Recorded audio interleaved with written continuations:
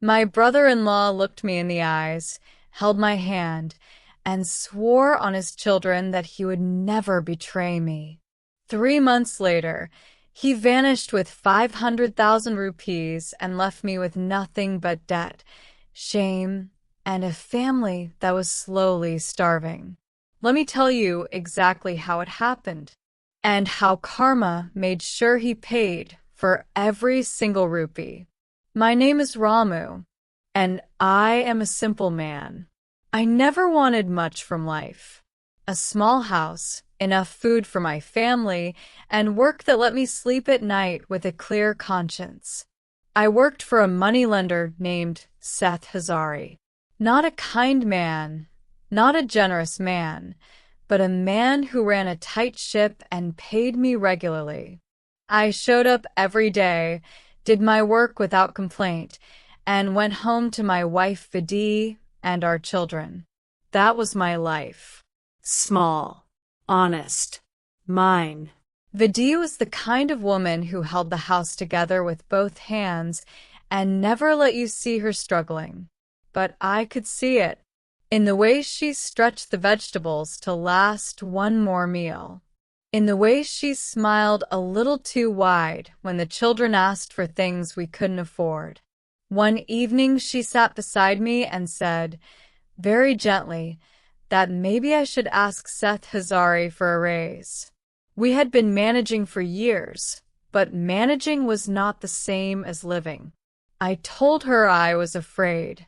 Seth Hazari was not a man you negotiated with easily. I had watched him humiliate borrowers who came even one day late with their payments. I had watched the look on their faces when he doubled their debt without blinking. I knew what he was capable of. So I stayed quiet and kept working and told myself that things would get better on their own. Then Gopal arrived. Vidhi's younger brother walked through our door one afternoon with hollow cheeks and wet eyes and the kind of desperation that makes a person look 10 years older than they are. He touched our feet in greeting and then sat down and told us everything. He had no work. His children were hungry. There was not a single grain of food in his house. He had tried to find a job for months, and every door had closed in his face.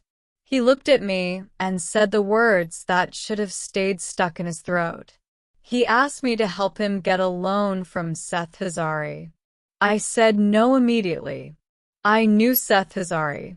I knew what kind of loan he gave and what kind of interest he charged and what happened to people who couldn't pay.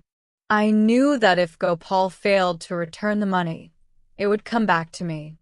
I told Gopal this clearly. I told him I was sorry, but I could not take that risk. Gopal nodded. He thanked us for the food Vidhi gave him, and he left.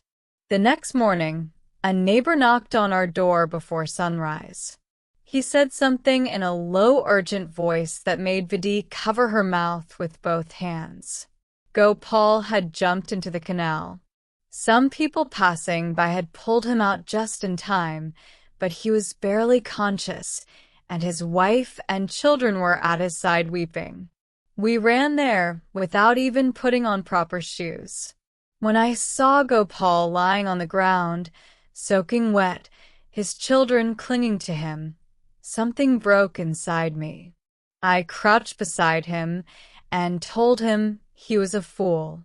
I told him that life was more precious than money. I told him that things could be fixed, that problems had solutions, that none of this was worth dying over. And Gopal looked at me with those wet eyes and said, "When nobody helps you, what is left?" I felt it like a blade between my ribs. That evening I told Vidhi I would take Gopal to Seth Hazari. She didn't say I told you so.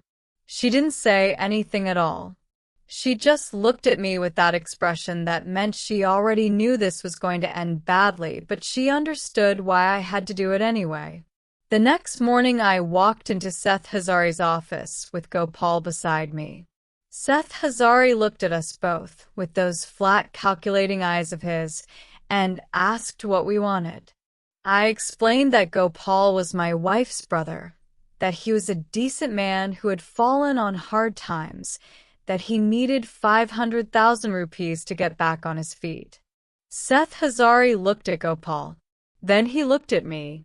He said he would give the loan, but he looked directly at me when he said it. Not at Gopal. At me. He said the loan was being given on the basis of my trust, that I was vouching for this man, that if Gopal disappeared or failed to pay, the debt would transfer entirely to my name. I heard the words. I understood every single one of them, and I still said yes, because Gopal was sitting right there beside me, swearing on his children that he would repay every single rupee on time. He held my hand and said that he would die before he let me down again. He said I was his older brother in everything but blood. He said that helping him now would change his life forever, and he would spend that forever being grateful. Seth Hazari counted the money. Gopal took it, and they both walked out of that room, one of them with 500,000 rupees in his hands and a secret already forming behind his eyes. The first month, Gopal sent the payment on time. He sent it through me, just as he had promised.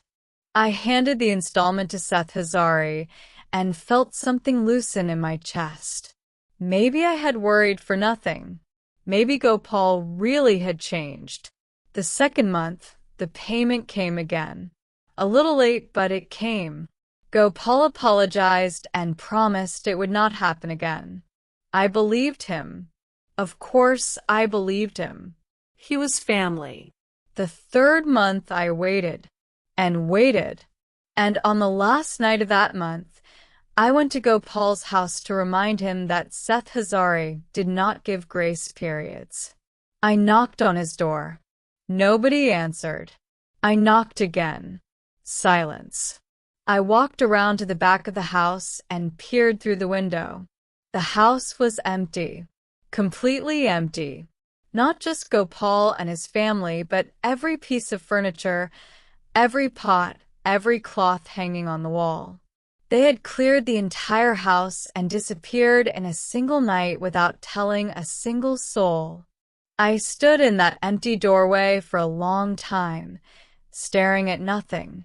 There are moments in life when the ground shifts beneath your feet, and you understand in an instant that everything you thought was solid was never solid at all. That was one of those moments. I had trusted a man who had already practiced lying to me while shaking my hand.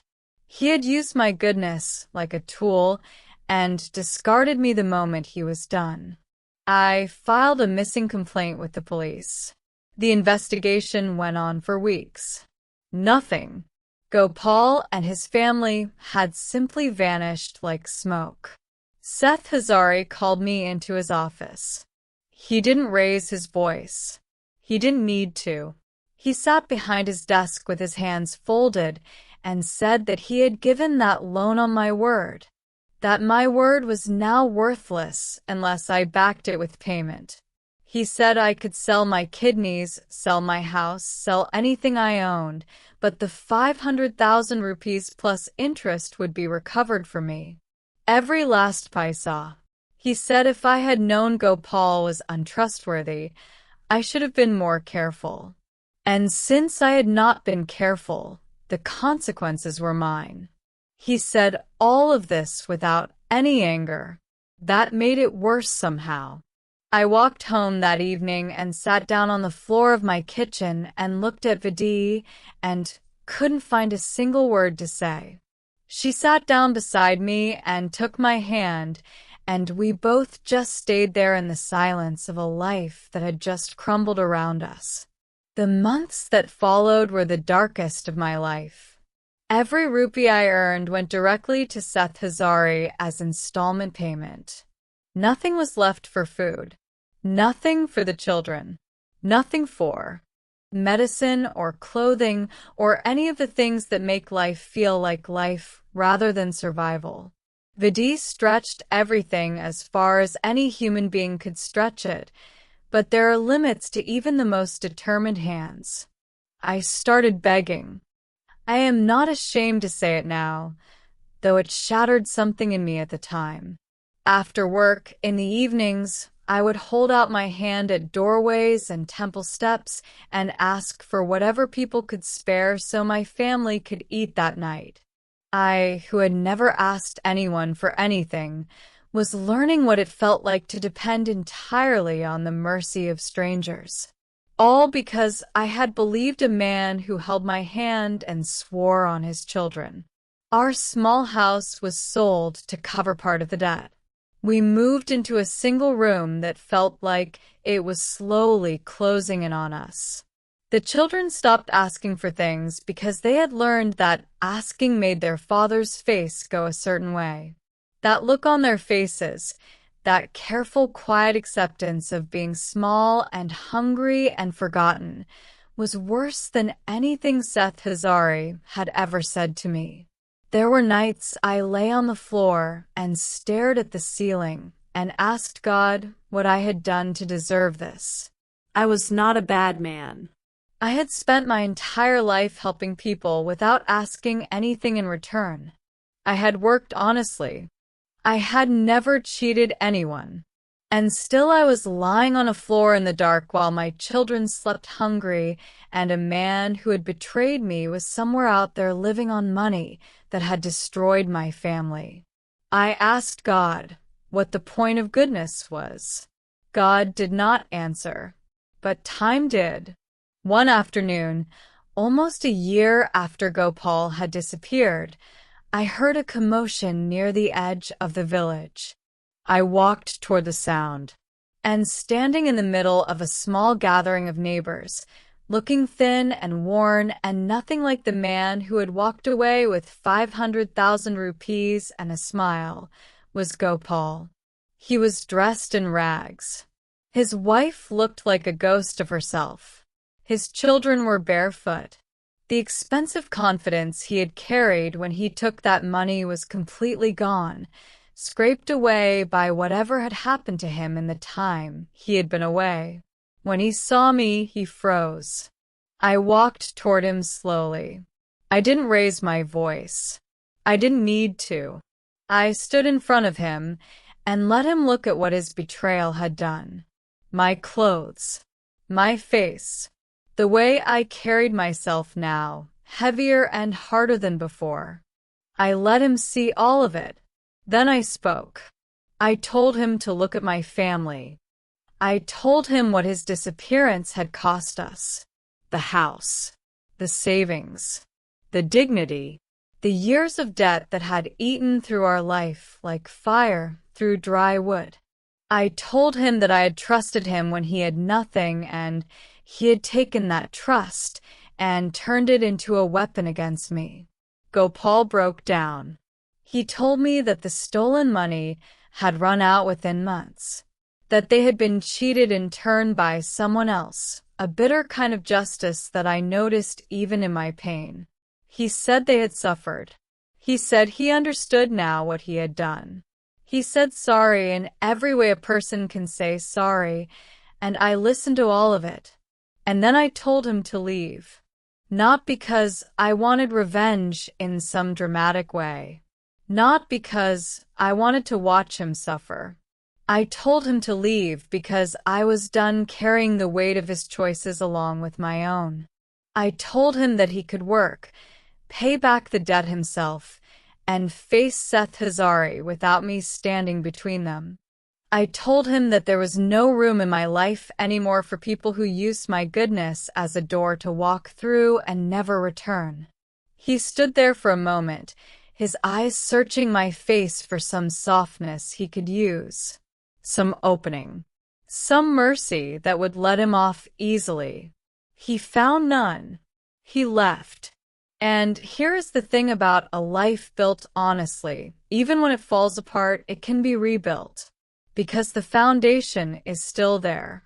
The habits of honesty, of showing up, of working without cutting corners, those don't disappear with the money. They stay in your hands and your spine and your choices even when everything else has been taken. Slowly, month by month, I paid off what remained of the debt. It took everything I had. It took years. But the morning I sat across from Seth Hazari and placed the final payment on his desk and watched him count it and nod, something came back to life inside me. Something I thought had been buried permanently under all that humiliation.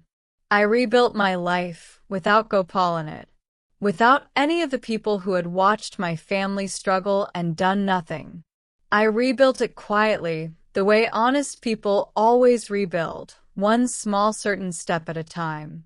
Vidhi and I never talked about those years in great detail. But sometimes in the evening she would sit beside me and take my hand the same way she had the night we sat on that kitchen floor with nothing, and I would understand that we had gone through something that most people never survive intact. And we had survived it. Together. Intact. My children grew up watching me work without bitterness. That was the most important thing I could give them. Not money. Not protection from difficulty, but the sight of a person who was knocked to the ground and got up anyway.